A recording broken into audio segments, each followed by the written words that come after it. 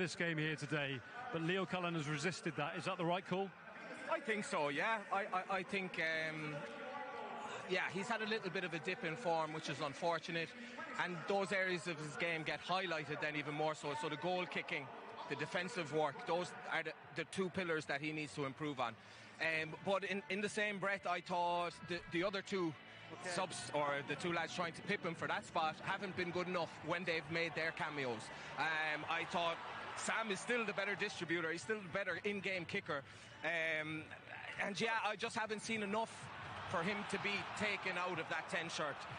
I think his upside is still more so than the other options that they have. And the goal kicking thing is potentially a confidence thing. It's Mads, you know really well, but he'll be craving a moment like this where all the question marks will be posed.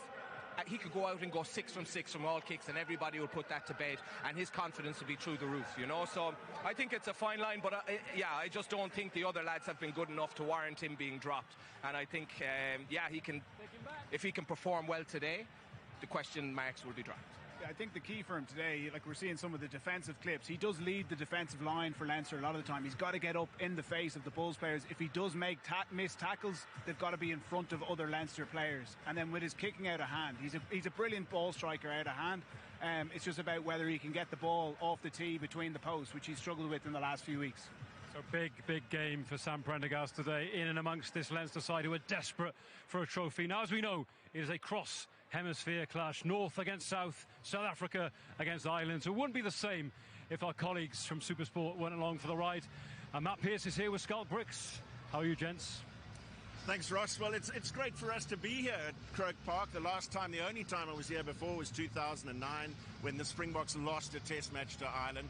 But Schalk Bricks is with me, and a third URC final, Stella, in 4 seasons of URC, but not a win, not a title yet. What do the Bulls have to do differently?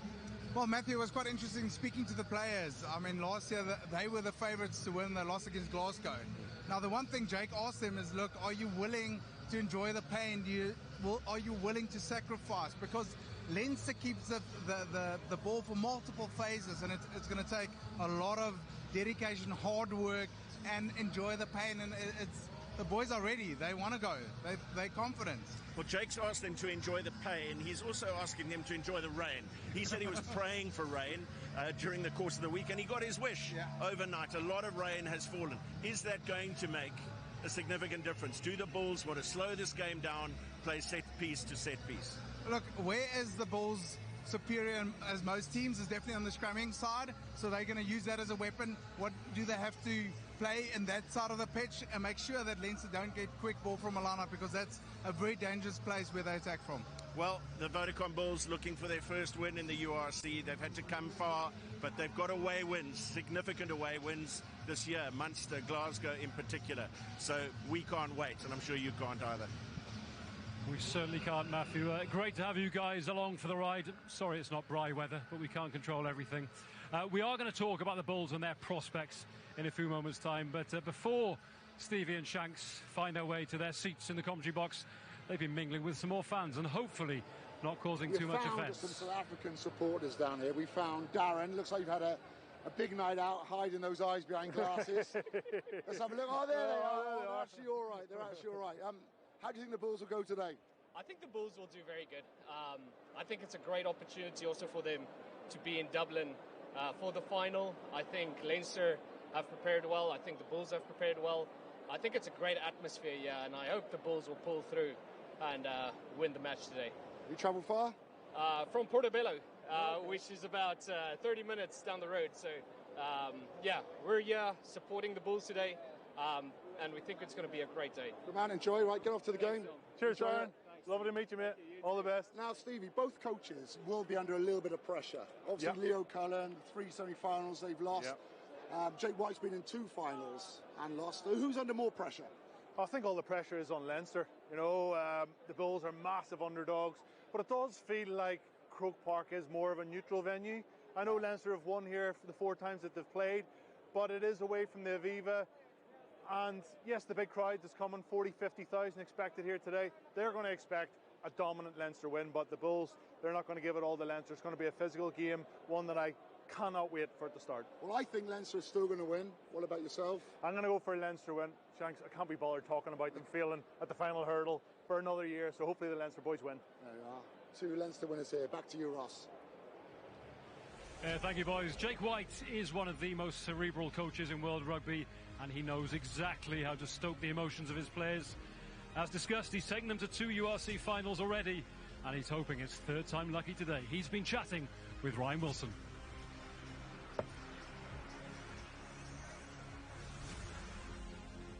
Early, trying to dodge the traffic, but third URC final. I read in the week, I don't need to tell them what to do as they've played in finals, but what have you learned from those finals that you've played in? Funny, I just asked the same question in the other media. You know, we don't know until you get into another final. I mean, and the finals are so different. You know, this first time, as I said, we're playing the number 1 team on the log. It hasn't happened since we've been in this competition that the number 1 teams hosted the final. But I would like to believe that when you've had experience of playing in front of big crowds in knockout rugby and winner takes all, which we've had, you know, which we've been part of, that there'll be enough sort of memory and things that we've gone through that will help hold us in good stead today. One of the things I'm guessing you will have spoken about as well is maybe discipline, because we know what Leinster can do if you're not disciplined. And 19 yellows, 4 red cards so far, opposed to 4 yellows for the last 20 games for Leinster. Is that something you chatted about this week? Definitely. I mean, it's something you can't. I mean, we know against anybody you can't play with 14 men, and you know when you're playing against a side like Leinster, if you're going to defend with 14 men with their skill sets, you're going to be under the pump. So it is something you speak about. But Ryan, you also know as a captain, you can't. You know, I don't think that it's something they intentionally do, and you don't. You know, you want to keep talking about it and making a big issue about it when you know when they can sort it out themselves. Just one thing for me, which I was surprised to see this week. There's almost an underdogs tag, and I'm pretty sure I saw one stat: 90% chance of Leinster winning, opposed to 10% for you. But you probably wear that one quite well and go, actually, we want to be underdogs in this game. Well, we can't be the favourites. I mean, we're playing away against Ireland. You know, and if you consider Ireland, I mean, I heard Luke McGraw's in now. He's got 213 games for Leinster and 19 Test matches. It's not a bad replacement to have when you've lost your scrum off, and when you add Slimani and you add Barrett and you add Ergia. I mean, it's like playing a fully international side. And let's be fair, Ireland have beaten the Boks at Croke Park. They've beaten the All Blacks. They've beaten other international sides. So I mean, I think it goes without saying that they must be favourites to beat a provincial side today. Well, wish you all the best today. I hope it's an incredible occasion. The weather's going to be tough out there, but I'm sure it suits you. All the best. Thank you. Yeah, we're looking forward to it, I must say. It's this is the sort of games that every youngster wants to be part of, and these are the games where you can make a name for yourself. So hopefully the Bulls will play well and make a name for themselves. Go well, Jake. Thank you. I knew we should have mentioned the weather. We've jinxed it. Those blue skies have given way to grey storm clouds, and the rain is coming cascading down here at Croke Park. Hopefully it's just temporary. Jake White fighting talk there, referring to the fact the Bulls are playing Ireland here today, John, apparently. You and I were at the RDS a couple of years ago when the Bulls shocked Leinster by winning that game away from home.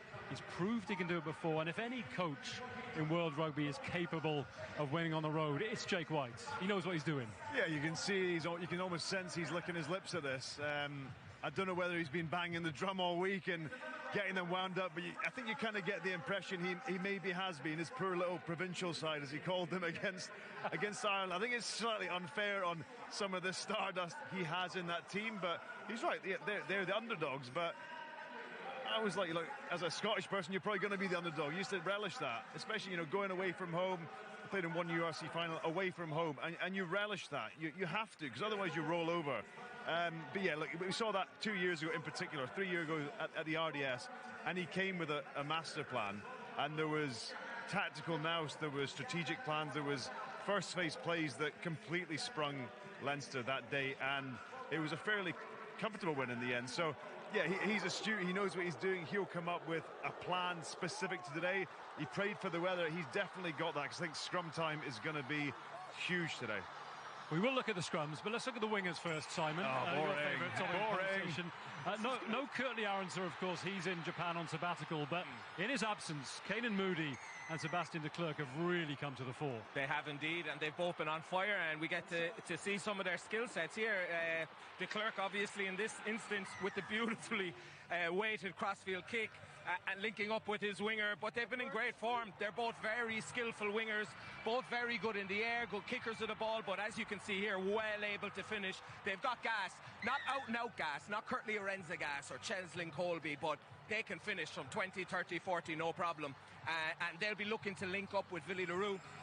They'll have a big impact on how the game is played, like whether it's ball in the air. When you look at the conditions, their skill set on retrieving balls and their kicking game will play a massive part, and their finishing will not go underrated. So, yeah, a huge game. They've 2 men in form. Leinster will have to shut them out. They'll have to be careful as well how they do it, because with the weather conditions as they are, if the fullback closes too early, you're going to leave that kicking space. So it's a fine line. They need to get it right, and they'll need to defend well to keep those boys at bay. They'll have to keep them shackled, Ian, but as Zeeb's mentioned, Villy Leroux, the man between them, still world class at 36 years of age. He was brilliant in the semi-final against the Sharks, and he tormented Leinster in the semi-final last year. How do they stop him from weaving his magic? Yeah, it was an exhibition what he put on last year in the semi-final. It was his kicking game that he got the balls playing in the right areas. Leinster got their strategy wrong there last year, and I think they'll have learned a lot from that. It was how he mixed up his kicking game. You're seeing here that short kicking option with Leinster covering the backfield deep. Then that forced them to adjust. They then play with their wingers high, and then he starts probing into the corners, creating 50-22 opportunities where then the Bulls can rely on their mauling game. He's a player who has so much time on the ball, and he's got such a selection of kicks that he can rely on. Hits the big ball, and then when he gets the ball on counter-attack, it's his hand speed in the line, which I think is going to be the key to unlocking that Leinster rush defence. They're going to think they can get him, and he can pass the ball through his hands at speed and release the likes of Caelan Moody on his outside. I heard you in the week refer to it as a skimming stone, which is a lovely analogy. Yeah, it is exactly that. Like, he's running at full speed, and the pass is coming to him on the inside. The Leinster centres or wingers are going to be looking to shut him down, and it literally just skims through his hands and gets through to the outside man. And that's what you got to do with this Leinster rush defence. They're so committed in the tackle that you have to be able to rely on the quality of your passing to get the ball to those wide spaces. John's glazing over a little bit because we're talking about backs a lot. I did promise we'd talk about scrums. I mean, the Bulls have the best scrum in the tournament by some distance. Leinster actually second, so it's a good contest. But the way that Shark scrum went backwards last week with an all-Springboks front row is frightening, isn't it? Yeah, it is. And if you're saying the Bulls are first and Leinster second, what that doesn't tell you is probably the difference between first and second, because it feels big. Because scrum one of last week, as you mentioned, Ross, is against the Sharks, against that all-international South African row, and it was as if the Sharks front row was wearing roller skates, because it was decimated. And yes, Leinster have got a very good scrum. They're missing Tyg Furlong, who's not played a lot, so a lot will fall on Clarkson to shore up that scrum. There's a reason Jake White was praying for rain this week, and it's because he knows, and a lot of it will go into Wilco Lowe in particular. We talk about RG Slime, and you shouldn't be allowed to be that big and play rugby well. Wilco Lowe's the other side of that. He is a fridge that runs around the pitch and gets into scrums and pushes people back at an alarming rate. So I think of all the people that probably woke up this morning, saw the clouds and just thought, thank you, Wilco Lowe will be one of them. He certainly will. You've already predicted a Bulls win in the week, Simon. Will this weather, does that essentially mean they are now the favourites in your eyes? I think so, yeah. I think the weather conditions play a massive part. It'll turn it into a kick fest. Not necessarily a kick fest, but a territorial battle, and then on the back of that, a set-piece battle, which I fancy the Bulls to dominate. I'm sure you guys are going to disagree with that. I know what you think. What about you, Ian? You're a Leinster man through and through. Is it time? Yeah, I do think it's time, and I think the game plan that we saw Leinster employ last week is going to be what we're going to see today. They're going to get their best ball carriers on the ball as much as possible. Leinster play the ball in the right areas. They don't play a huge amount from Zeebs. You're going to be in trouble with me. They don't play a whole lot of ball in their own territory. So Zeeb touched on it there. We're going to see that kick battle in the middle of the field.